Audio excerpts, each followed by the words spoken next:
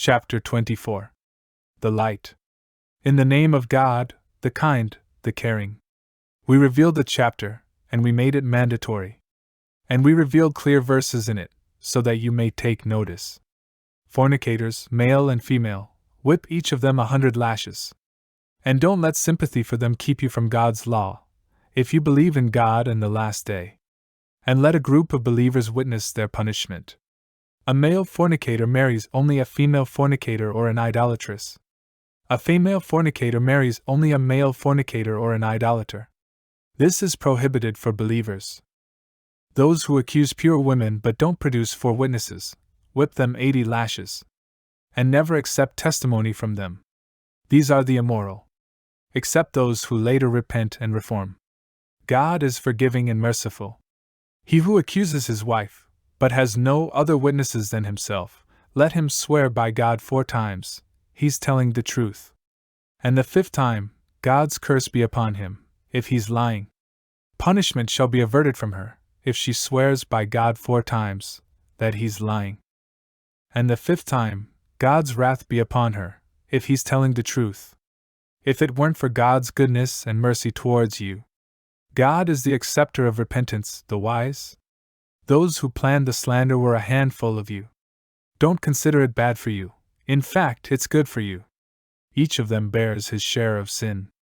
But the person who played the leading role will receive a terrible punishment. If only, when you heard it, believing men and women thought well of each other and said, "Obviously, this is a lie. Why didn't they present 4 witnesses? If they don't present the witnesses, they're liars in God's sight. Were it not for God's grace and mercy towards you, in this life and the afterlife, you would have suffered great punishment for what you did. When you passed it from one tongue to another, and you said with your mouths what you didn't know, thinking it was insignificant, but according to God, it's serious. If only when you heard it you said, 'It's not for us to repeat this. Glory be to you, this is a terrible slander.' God is warning you, never repeat this, if you're believers. God is explaining the verses to you. God is all-knowing and wise. Those who like to see immorality spread among believers will have a painful punishment in this life and the afterlife. God knows what you don't know. Were it not for God's grace and mercy towards you, and that God is compassionate and kind. O you who believe! Don't follow in Satan's footsteps. Whoever follows in Satan's footsteps, he urges indecency and mischief. Were it not for God's grace and mercy upon you, none of you would ever be pure. But God purifies whom he wills. God is listener and knower. Those who have wealth and resources shouldn't refuse to give in God's way to their relatives, the needy, and the emigrants. And let them forgive. And let them forget. Don't you like God to forgive you? God is forgiving and merciful. Those who slander honorable, innocent, believing women are cursed in this life and the afterlife. They will have a terrible punishment. On the day when their tongues, hands, and feet will testify against them about what they did. On that day, God will settle their account in full, and they'll know that God is the truth, the enlightener. Wicked women are for wicked men, and wicked men are for wicked women. Good women are for good men, and good men are for good women. These are innocent of what's said about them. They'll have forgiveness and a generous provision. O you who believe! Don't enter residences other than your own until you have asked permission and greeted the occupants. This is the best for you. Therefore, you must be careful. If no one is there, don't enter until permission is given. And if you're told, "Go back," then go back. That's more proper for you. God is aware of what you do. You aren't to blame for entering public places that provide you with amenities. God knows what you reveal and what you hide. Tell believing men to restrain their looks and to guard their privates. This is better for them. God knows what they do. Tell believing women to restrain their looks and to guard their privates, and not display their beauty except what's usually showing, and to cover their breasts, and not to expose their beauty except to their husbands, their fathers-in-law, their sons, their stepsons, their brothers' sons, their sisters' sons, their fellow women, what their right hands have. Their male servants who are free of sexual desires, and children who are indifferent to women's nudity. And they must not stomp their feet to draw attention to their hidden beauty. Believers, turn to God, all of you, so that you may succeed. Help the singles among you get married. And also, your righteous servants, male or female. If they're poor, God will make them self-sufficient by His grace. God is vast and all-knowing. Let those who can't afford to marry abstain, until God by His grace makes them self-sufficient. If any of your servants desire to be freed, grant them their wish, if you recognize some goodness in them. And give them of the wealth that God gave you.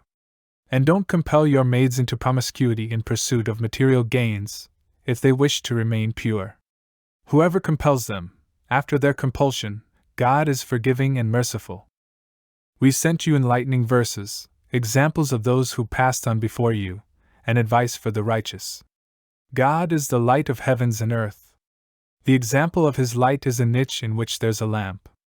The lamp is in a crystal.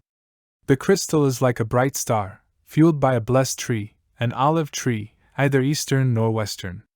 Its oil illuminates, even when not touched by a flame, light upon light. God guides to His light whom He wills. God gives examples to people. God knows everything. In houses that God has allowed to be built, and His name is celebrated there. He is glorified there, morning and evening. By men who aren't distracted by buying and selling from the remembrance of God, the fulfillment of prayer and charity. They dread a day when hearts and eyes will be turned upside down. God will reward them according to the best of their deeds, and He will give them more of His grace. God provides for whom He wills without accounting. As for the unbelievers, their deeds are like a mirage in a desert. The thirsty imagines it as water. Until, when he reaches it, he finds it to be nothing, and he finds God with him, who settles his account in full. God is fast and calculating. Or like veils of darkness in a vast ocean, covered with waves, upon waves, above which hangs fog, darknesses, one above the other. When He brings out His hand, he can hardly see it. Whomever God deprives of light has no light. Haven't you considered that everything in the heavens and on the earth glorifies God? Even by birds and flocks? Each knows its way of praying and praising. God knows what they do. God controls the heavens and the earth, and to God is the final return. Didn't you see how God moves the clouds, joins them together, and then piles them in a heap? And you see raindrops pouring out. How He sends hailstones from the sky, they strike whom He wills, and He spares whom He wills. The flash of its lightning almost takes the sight away. God alternates day and night. Here lies a lesson for insightful people. God created every living creature from water. Some crawl on their bellies, some walk on 2 feet, and some on 4. God creates whatever He wants. God is capable of anything. We sent enlightening verses. God guides those who want to be guided to a straight path. And they say, "We believe in God and the messenger, and we obey." But later, some of them turn away. These are not believers. When they're called to God and His messenger, to judge among them, some of them refuse. But when justice is on their side, they gladly accept it. Is there a sickness in their hearts? Or are they suspicious? Or are they afraid that God and His messenger will treat them unjustly? In fact, they themselves are unjust. When called to God and His messenger for judgment, the response of believers is to say, "We listen and obey." These are the successful. Whoever obeys God and His messenger, and fears God, and is aware of Him, these are the winners. They swear by God, with their strongest oaths. If you commanded them, they would mobilize. Say, "Don't swear, obedience is recognizable, God is aware of your works." Say, "Obey God and obey the messenger." But if they turn away, He's responsible for His obligations, and you're responsible for yours. If you obey Him, you'll be guided. The responsibility of the messenger is to convey the message clearly. God promised to make the righteous believers delegates on earth, as He made those before them delegates. He will make their faith strong, which pleases Him. He will substitute security for fear. They worship Me, never associating anything with Me. Those who disbelieve after this are the rebellious. Pray regularly, give charity regularly, and obey the messenger, to be treated with kindness. Never think that unbelievers can win on earth. Their home is the fire, a miserable destination. O you who believe! Permission should be sought by your servants and those of you who haven't yet reached puberty. On 3 occasions, before the dawn prayer, at noon when you undress, and after the evening prayer. These are 3 occasions of privacy for you. At other times, it's not wrong for you or them to interact. That's how God explains His verses to you. God is aware and wise. When your children reach puberty, they should ask permission, just as those before them asked. That's how God explains His verses to you. God is all-knowing and wise. Older women with no desire to marry do no wrong by removing their outer garments, provided they don't display their beauty. But keeping modesty is better for them. God is listener and knower.